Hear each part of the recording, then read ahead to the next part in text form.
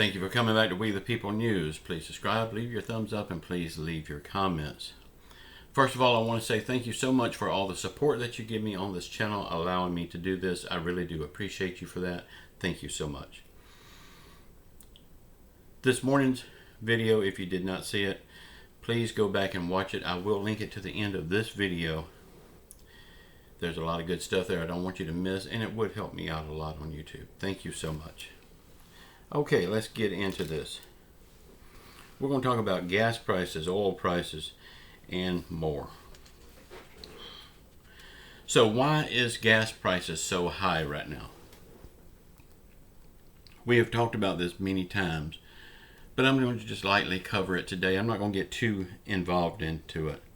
But remember, we had this Keystone Pipeline. It was a beautiful pipeline. It was almost finished. And that would supply oil from Canada to the United States. Endless supply, all we could ever want. And Canada is our friend. We would be helping ourselves and our friend at the same time. But Joe Biden seen fit to kill it. So just as soon as he took office, he killed it. The pipeline. And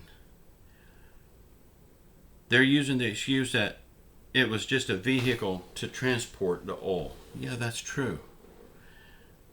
It wasn't pumping oil. It was a vehicle that when it was finished, we could get oil freely from Canada. But they killed it.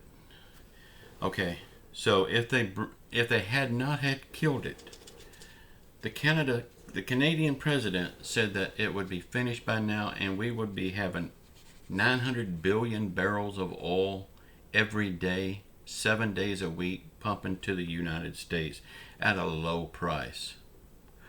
But Joe Biden didn't want to do that. He wants to buy oil from our enemies. So he closed the Keystone Pipeline. And now, look what we're at the gas pump.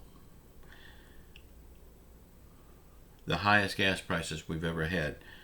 Some places in California got close to $8 a gallon. It's ridiculous.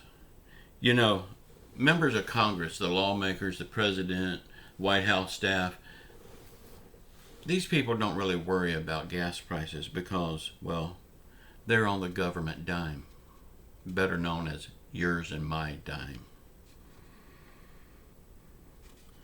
So what would bring these gas prices back down? Well, first of all, we need to restore our strategic oil supply. We need to fill our tanks back up. Then we need to finish that Keystone Pipeline. And we don't need to sell these permits to these oil companies that, you know, they've got all these permits already that has no oil there. They're dust. They're worthless. And I think the government knew that when they sold them to them. They don't want to pump dust. Dust don't sell good. But we need to issue them more permits to drill in places that's got oil. And I think we've just done that with the federal property. But we don't need to sell these permits to them. We've already sold them worthless permits. We need to issue these free permits to the oil companies so they can pump oil to benefit America and to benefit everybody's pocketbook at the pumps. Will the gas companies get richer at doing this? Yeah, but what's wrong with that? If they're providing a service to the American people at a fair price, what's wrong with them getting rich? I mean, everybody works to make money. We can send help to all these other countries. But what about the people right here in the United States? The people that don't know where their next meal is going to come from. The people that don't know if they're going to have a shelter over their head next month. The people cutting their medications in half just so they'll have enough to get through the month. What about these people? But we can send help at a drop of a hat to anywhere in the world in the form of trillions and billions of dollars. but we can't help our own people right here in the United States. That says a lot for us as a country. Too bad it don't say anything good for us. We have lawmakers lying to us every day when all we want is the truth. We have YouTubers lying to us every day, and again, all we want is the truth. But the truth don't get many clicks on YouTube, so they have to resort to lying to you and making crazy thumbnails. But it's working for them because they make about $2,000 a day from YouTube, making those crazy, outrageous thumbnails promising a fourth stimulus check, a $2,000 stimulus check, a raise for Social Security. You know who he is. The banana shirt guy? Yeah. Can't call his name.